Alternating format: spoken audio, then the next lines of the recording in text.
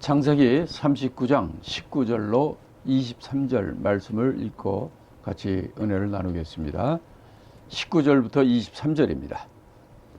주인이 그 아내가 자기에게 고하기를 당신의 종이 내게 이같이 행하였다 하는 말을 듣고 심히 노한지라.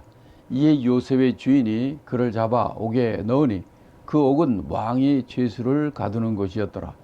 요셉이 옥에 갇혔으나 여호와께서 요셉과 함께 하시고 그에게 인자를 더하사 전옥에게 은혜를 받게 하시매 전옥이 옥중 죄수를 다 요셉의 손에 맡김으로 그 재반 사물을 요셉이 처리하고 전옥은 그의 손에 맡긴 것을 무엇이든지 돌아보지 아니하였으니 이는 여호와께서 요셉과 함께 하심이라. 여호와께서 그의 범사에 형통케 하셨더라.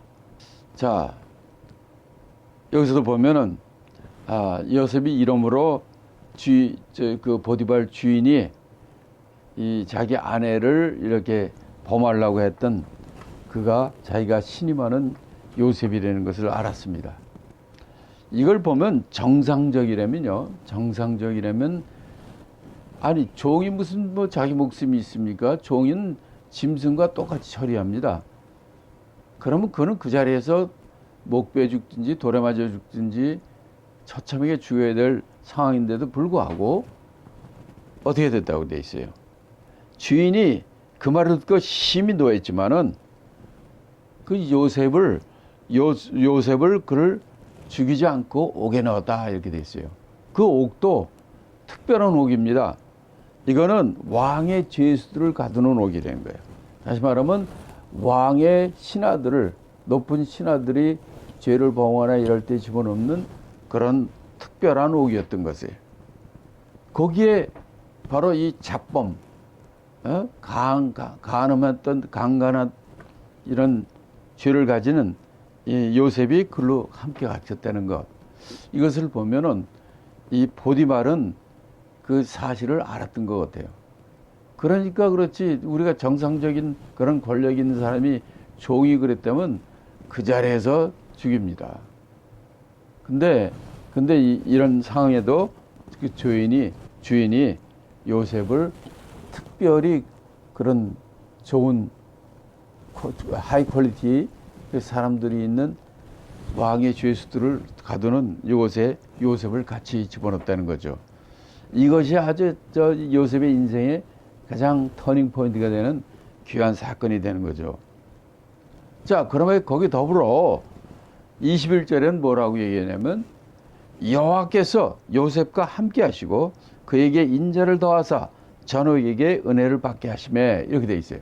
다시 말하면 그는 이제 노예로 팔렸다가 형제들한테 죽임을 당할 뻔하다가 그래도 죽지 않고 종으로 팔려가지고 애까지 왔다가 종이었다가 가정총무로 종이지만 가정총무 일을 했다가 또 이 변을 당해가지고 이제 또 옥에 또 갇히게 되는 거예요.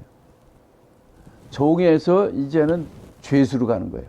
그러니 아무리 하나님을 잘 믿는 사람이라 할지라도 그럴 거예요. 아니 하나님, why me? 내가 하나님께 뭐를 잘못했길래 하나님 이렇게 나에게 점점 구렁텅이로 밀어넣습니까? 이런 말 나오기 쉽지 않습니까? 그런데 21절에 보면 하나님께서 요셉과 함께 하시고 그에게 인자를 더했다. 긍휼을 더했다. 그를 형통케 했다는 거예요. 자, 이 얘기는 무슨 얘기냐면 요셉은 그런 상황 가운데서도 그 환경에 연연치 않은 거예요. 하나님과의 믿음의 관계, 하나님과의 신뢰의 관계를 전혀 거기에 영향을 받지 않아요. 그가 비록 종으로 팔려고 그가 비록 이제 죄수의 위치가 그 인생의 가장 밑바닥까지 내려간 순간이거든요. 이런다 할지라도 여호와께서 그에게 함께 하셨다. 하나님께서는 그의 중심을 보는 거거든요. 왜 이게 중요하냐면요.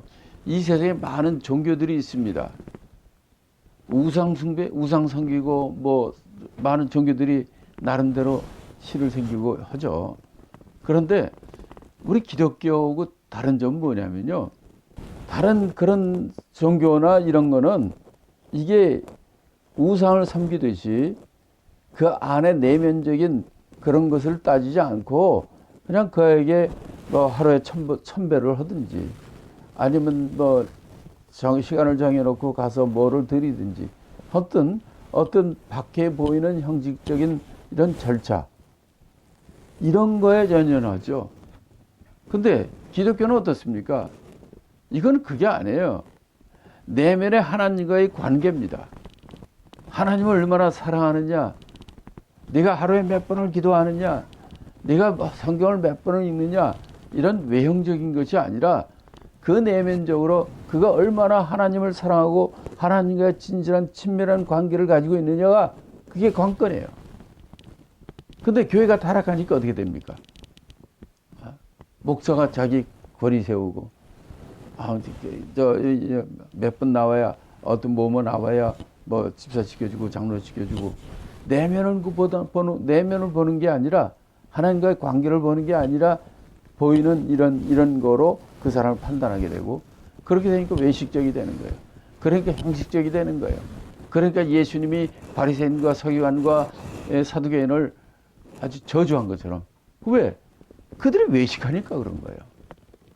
하나님 원하신 것은 하나님과의 정말 끈끈하고 하나님의 친밀한 관계, 사랑의 관계를 갖고 그렇게 하려는 거예요. 그러니까 지금 요셉이 그가 정말 부잣집에 가장 총애받는 그런 아들이었지만은 그가 형제들이 그를 죽이려 하고 그를 또 종으로 팔린 것뿐만 아니라 정말 이번에는 이제 죄수로 외국에서 감옥까지 들어갔으니 그럼에도 왜 하나님께서 요셉을 여기까 함께하고 하나님께서 요셉과 함께하고 그를 형통케 하는가? 바로 이거죠. 그 중심이 중요한 거예요. 자, 그래도 하나님께서 요셉과 함께하고 그에게 인자를 더하셨다. 긍휼을 더하셨단 말이에요. 멀시, 은혜 이걸 더 하셨다. 왜 그렇습니까? 이게 하나님과의 관계가 중요한 거예요. 외적인 형식이 아니라. 그런 형식이 있는 건 다 단 종교들은 다 그래요. 근데 기독교가 종교화되는 거예요. 종교라는 것은 이건 그러니까 우상 숭배하고 다를 거 없어요. 어떤 형식이 중요해요. 외식하는 게 중요한 거예요. 어떤 그 보이는 외관이 중요한 거야. 내면은 상관이 없어요, 그런 거는. 근데 우리 기독교는 종교가 아니에요. 이건 하나님과의 정말 친밀한 관계, 하나님을 체험하고 하나님의 은혜를 맛보고 하는 이거를 더 중요한 거지. 네가 교회를 몇 번을 가느냐, 헌금을 얼마나 많이 했느냐, 이거 아니에요. 물론 그걸 통해서 그의 내면의 그거를 더 파악되기도 할 때가 많이 있지만은 그게 전부가 아니라는 거죠. 자, 이렇게 하나님이 요셉과 관계는 바로 요셉은 비록 그가 종의 위치에 있거나 그가 죄수의 입장에 가 있어도 그는 끝까지 하나님을 감동케 하는 자예요. 하나님을 기억하게 하는 자예요. 그러니까 하나님이 그와 함께 하시는 거고 그에게 은혜를 베푸시고 그러니까 그 은혜가 그 감옥소에 있는 전옥 그러니까 간수들이죠. 그 옥을 지키는 전옥에게 은혜를 받게 하셨다는 거야. 그 감옥의 책임자가 이 전옥인데 이 사람들이 그 요셉을 보니까 하나님이 전옥에도 은혜를 입히니까 이 전옥이 요셉에게 죄수를 다 요셉의 손에 받겠다는 거예요. 죄수로 들어오고 그것도 이 가장 질 나쁜 간음 강간하는 그 죄로 들어왔잖아요. 자기는 아니지만은 그 세상에서는. 그런데도 불구하고 하나님이 함께 하시니까 하나님께서 요셉을 함께 하시니까 거의 전옥도 은혜를 받게 됐고 그 전옥이 옥중에 있는 죄수들을 다 요셉의 손에 맡겼다는 거죠. 그래서 이 감옥에 있는 모든 일을 요셉이 맡게 된 거예요. 보디발 시위대장 집에 가서는 가정 총무, 그 가정의 모든 일을 관할하고 하는 관리인이 됐지만, 이번에는 그 옥중에서도 가장 최고로 엄중하고 최고로 중요한 왕의 죄수를 가두는 여기에 그 옥의 모든 업무를 맡는 그 총무가 된 거예요. 그러니까 그를 이렇게 쫙 시키는 거 보니까 그랬던 것 같아요. 그래서 나중에 결국은 총리가 된 거죠. 그가 그 아버지 야곱하고 같이 있을 때도 요셉만 채색 옷을 입혔잖아요. 양치는 애들이 무슨 채색 옷이 무슨 필요합니까? 안 입혀요. 그냥 입는 거예요. 그건 채색 옷을 입혔다는 것은 장자될 그런 위치에 있거나 아니면 집안의 모든 관리 책임된 아들, 관리인한테 입히는 옷이란 말이에요. 그러니까 이 요셉은 그래서 그 아버지 야곱이 요셉을 보고, 야, 너네 형들 저기 양치러 저기 가는데 그들 어떻게 잘 있는지 가서 좀 보고해라 하고 보내잖아요. 그럼 뭐예요? 왜 채색을 입혔고 왜 그렇게 하느냐? 바로 그 관리하는 거예요. 집안의 양들과 형제들 그러건 다 양치고 그러는데 그걸 관리하는 관리자의 일을 맡기는 거예요. 그러니까 어릴 때부터 그런 관리하는 그 일에 대해서 아주 정통하고 그런 은사가 있는 자인 것을 우리가 알 수 있어요. 그러니까 이 보디발 집에 와서도 참 그런 눈치 빠르게 그런 일을 척척 잘하니까 가정 총무가 됐고, 또 감옥서에 아주 제일 질 나쁜 죄인으로 들어왔지만 하나님과 함께 하시니까 이 전옥이 딱 보니까 정말 너무나 얘가 잘하는 거야. 그러니까 그 감옥에 그 모든 것을 처리할 수 있는 그 총무, 감옥의 총무로 요셉을 맡긴 거예요. 그랬더니 너무나 잘하는 거예요. 왜?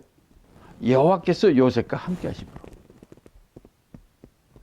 그래서 여호와께서 요셉과 함께 한다는 이 성경 구절이 이 39장에 좀 어디 나오나 내가 찾아봤어요.